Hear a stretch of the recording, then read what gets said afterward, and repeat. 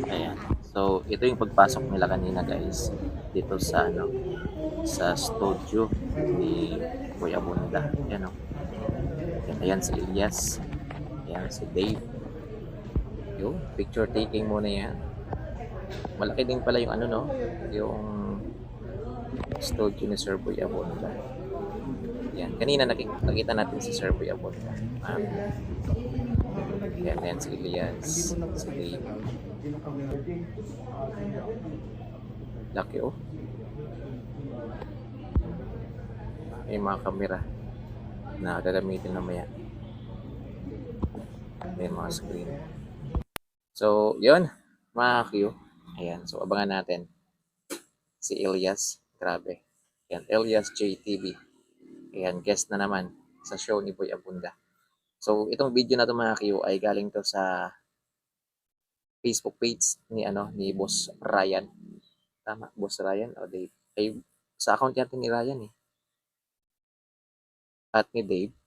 Ayan. So, eto, kunting briefing lang muna yan mga ka-Q.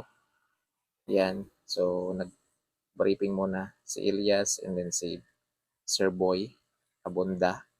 Yan. Siguro sa mga oras na to guys ay interview na ni Elias. Pero hindi kasi siya live yata. Yan. Live ba siya? Mga Q, pa-comment naman sa comment section. Yan. Sa tingin ko yata hindi siya live eh. Yan. Tingnan ko nga. Kasi nakapalo naman tayo sa Fast Talk with Boy Abunda. Yan. Hindi yata siya mga Q. Hindi yata siya live. Yan. Hindi siya live. So, siguro, parang ano na rin, parang Tony Talk, no? Parang Tony Talk. So, recorded po siya. Then, upload nila later. Yan. Pero mabilis lang kasi Sir Abunda mag-upload. So, mabilis lang po yan guys, si Sir Abunda. So, panoorin natin. So, sa mga bashers diyan, abang-abang na kayo, para makagawa kayo ng ng kung ano-ano diyang kwento. Ayan, sa mga bashers ni Elias, abang-abang na. Yan, para makagawa kayo ng kwento.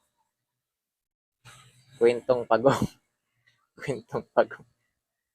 Ayan. Kasi yan ang hinihintay ninyo, di ba? Ayan. Tapos, ang masaklap, hindi nyo pa pinapatapos yung buong kwento. Ayan. Yung pinanood nyo lang siguro, yung one minute or seconds lang yung pinanood nyo. Husga na kaagad kayo. Hindi nyo pa nga alam yung buong kwento. Dapat kasi panoorin nyo. Mahirap sa ating lahat eh. Ayan. Nadadama yung mga matitino sa inyo. Ayan.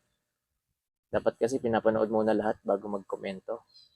Tingnan nyo yung mga post ko sa Facebook. Ayan o.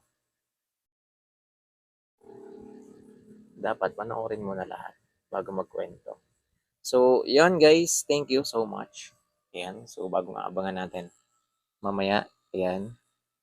So, akala ko makapagpahinga na tayo guys kasi magre-rest day sila Elias. Ayan, nagulat naman tayo. Nandun na siya sa show ni Boy Abunda. Grabe. Kinugulat tayo ni Elias eh. Kasi wala silang show ngayon. Wala silang concert ngayon. So, sabi ko pahinga tayo. Ayan. Pero siguro after ng interview kay Elias, uwi naman yan. Ayan, uwi na yan ng papahinga muna sila, mga Q.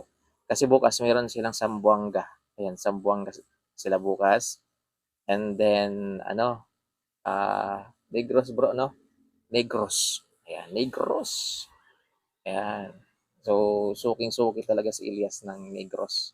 Ang daming nagmamahal sa kanya doon. Kaya pabalik-balik na lang talaga si Elias ng Negros Occidental. So, yun.